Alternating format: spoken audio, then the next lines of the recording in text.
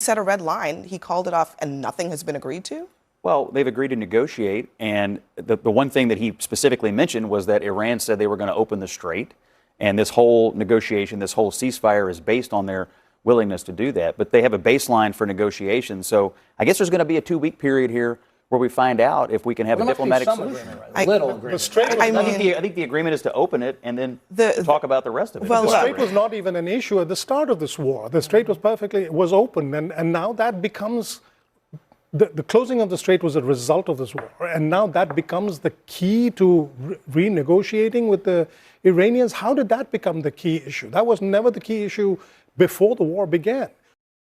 Bobby Ghosh faces off with Scott Jennings on Newsnight with Abby Phillip as tensions build around critical U.S.-Iran talks, with bold demands tied to the Strait of Hormuz and rising uncertainty about the administration's approach, creating a tense atmosphere.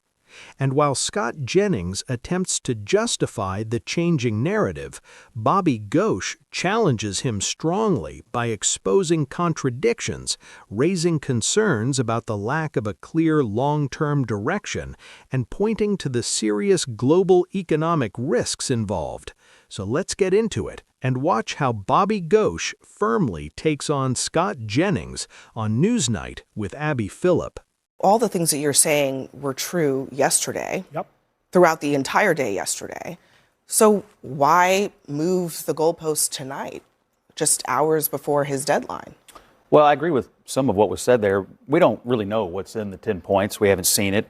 We also don't know what conversations have been had with a lot of other countries. There's a lot of reporting tonight that maybe China was involved, that maybe other countries got engaged here and mediating this. So there's obviously a lot of players in the room having conversations that we're simply not privy to. So I think we're all probably going to be watching over the next 2 weeks to see how the negotiations turn out. What I'm most interested in is what happens to the nuclear program of Iran. To me, that was the biggest piece of why we were doing this. The president drew a red line. They will never get a nuclear weapon. That's why we were doing this, along with taking away their ability to export terror, the missile program, the aggressive Navy. But to me, that's the number one piece. When are we going to see the negotiating points around the development of nuclear weapons? And we'll find that out, I guess, in the coming days. No mention of that.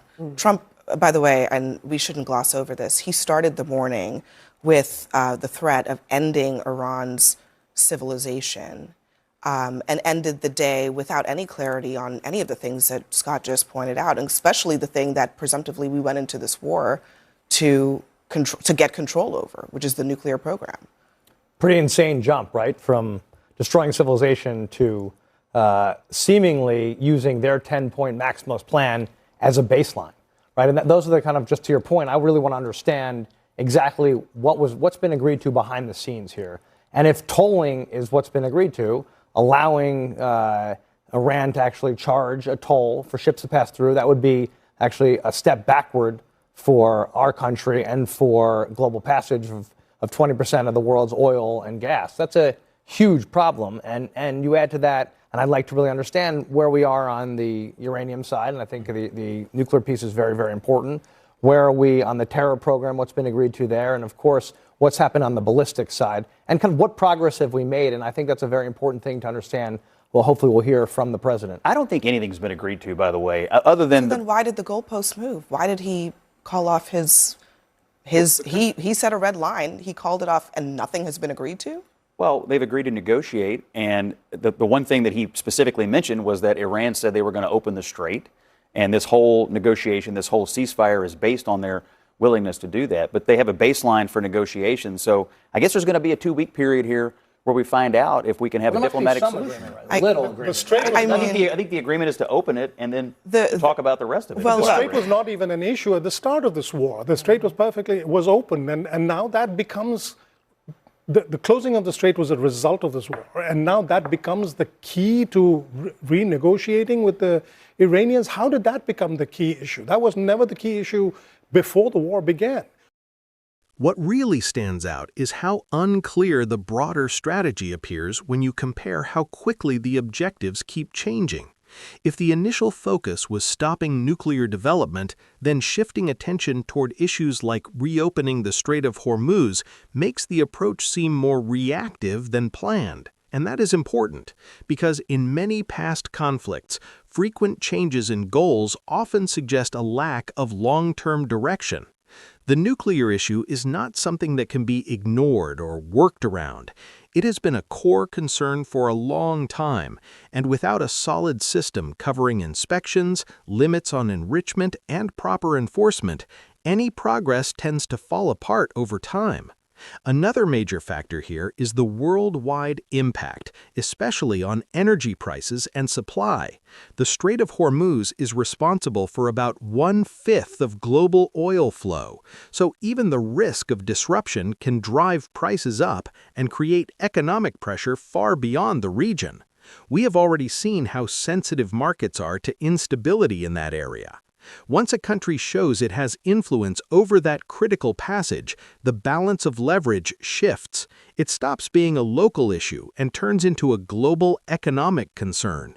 And starting negotiations after that kind of escalation can leave other sides at a disadvantage. There's also the question of credibility, which is just as important as any form of power. When public statements move quickly from strong threats to openness for dialogue, it creates uncertainty about the real position. Allies depend on clear and steady messaging to coordinate effectively, while opponents look for any inconsistency to exploit. Over time, that kind of mixed messaging can weaken negotiating strength instead of reinforcing it. We've now showed the Iranians, and they in turn have showed the rest of the world, that they have the ability to put their hands on the neck of the global economy. And once that has been seen, it can't be unseen. Once that, insert your cliche here. You don't think they realized they had never done it in all these years? But you don't think they knew it was sitting there? And it's a big difference between knowing it and demonstrating it now. Everybody in the world knows it. Trillions of dollars of the global economy depend on it. It's not enough to say that it was always going to be this way. It was not going to be this way on the 27th of last month. It's become this way because of this war. But to me, this is still secondary. And just to be clear, this 2-week period in which there will be presumptively a stop to the bombing, Iran says that their military is going to control the Strait of Hormuz. So they are still going to use, to your point, the threat of force to allow whoever they want to come through that passage. When was the last time we discussed the Iranians using military force to patrol the Strait of Hormuz? That was not on the table, to your point, before Donald Trump decided to do this. And of course, reporting is coming out about all of the myriad of reasons why he shouldn't have done this and how he was warned not to do this. And then there were those who, this is what happens when you don't have people who are experts, who are adults in the room making these decisions, unfortunately. This is what happens. They didn't anticipate this part. They went, wait a minute. The Strait of Hormuz controls all of this rite of passage for oil, for petrochemicals. Oh my gosh, our farmers are now freaking out because before they were suffering from tariffs and going bankrupt. Now it's planting season and they can't get their fertilizer. And then, oh my gosh, oil is going through the roof per barrel. And the American people were paying $2.50 a gallon. Now they're paying $4.15, sometimes $7, depending on where you live, since Donald Trump did this. We need to ask a question. How is this making America great again? If it was all about the nuclear program, which I agree with you, Scott, on, that was something that was very important. We haven't heard anything about that. If it was all about the ballistic missile program, we haven't heard anything about that in weeks. If this has all been about the Strait of Hormuz because Donald Trump has created chaos and instability and upset our allies and almost broke up NATO over all of this, and you can't undo the damage that he's already done. We cannot just gloss over the fact that the President of the United States threatened genocide against a civilization because he threw a temper tantrum this morning because he wasn't getting his own way. There should be consequences for that kind of flippant language. That's not something we should just gloss over. We'll get to that in the next block. The situation has moved beyond a limited goal and turned into something far wider and more difficult to control. Earlier, the Strait of Hormuz was not the main concern. It was treated as a known risk in the background, something monitored but not directly involved. Now it has come into focus, and that shift is significant. When a state shows it can interfere with a route that carries around 20% of the world's oil, the impact is immediate and global. It is no longer just a regional dispute. It becomes a factor that can shape the wider world economy. Questions around trust and alliances also become more important in this kind of environment. Partnerships such as NATO depend on clear coordination and reliable communication when tensions are high. When decisions and messaging feel unclear or inconsistent, it puts stress on those relationships. Once allies begin to doubt how choices are being made, overall coordination weakens. On top of that, strong public warnings without clear follow-up can add confusion instead of reducing it. In situations like this, stability in planning is just as important as power, because without it, even legitimate concerns can lead to unexpected outcomes. The economic consequences are another major layer, and they are already becoming visible. Rising oil prices do not only affect fuel costs, they spread into shipping, transportation, food prices, and agricultural essentials like fertilizer. Farmers in the United States, for instance, depend on global supply chains for inputs such as potash and nitrogen-based fertilizers, and when energy markets become unstable, those expenses increase quickly. This pattern is not new. Energy disruptions tend to create ripple effects that reach households and daily life, not just governments and markets. Because of that, when policy choices lead to this kind of instability, it raises serious questions about how carefully the risks were considered.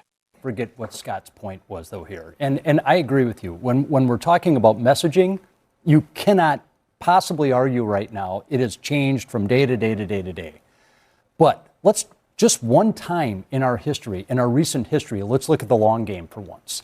This is a country right now, one of the most evil nation states that has been on the planet. It has been severely degraded with respect to its nuclear capability. It has been severely degraded with respect to its missile capability. Its army has been severely degraded. When they talk about trying to keep the Strait of Hormuz, that we're going to keep it closed with their military, what Navy? There is no Iranian They're Navy not keeping anymore. it closed with their Navy. That's I not what they're let's using. for once look at the long game here. We have made but Chris, that region. We've made this But hold on, place Chris. a safer The thing place. that counters. Yes. Ask the Gulf, ask our Gulf But Chris, allies the if thing it's that safer. counters Yes, we your have. point is that the Strait of Hormuz, right now, as we speak, is closed. It is. So if you're saying that all the things that we have done, they have no power to close the strait, then why is it closed? We are talking about a very temporary situation right now. To Okay, think that this well, is going to continue forever, 5 really, Abby? weeks, I mean, five- honestly, well, we hold have on. the strongest But- military in the but entire let me- world. but let's we can actually- take that Strait of Hormuz. But let's anytime actually, that let's we want. That wasn't actually the, wait a minute, that wasn't the contemplate what you're original, saying. I it wasn't agree. the original I motion. agree. But I'm trying to look at the But long Chris, game. 5 here. weeks if we're into looking at this- the long game, Chris, you have to Chris, understand. hold on. This is being argued. It's heads I win, tails you lose. Got That's it. how this is argued. How about you? Hold on a missed second. that- Hold on a I missed second. that memo. Hold on a second. How about you guys actually deal with reality? Yes. Five weeks into what we're this. asking Hold you on. to do. No. Let me just ask you a quick question. 5 weeks into this war, Iran's military has been decimated. Nobody disagrees with that. True. Okay, its navy decimated. All of that. 5 weeks into this war.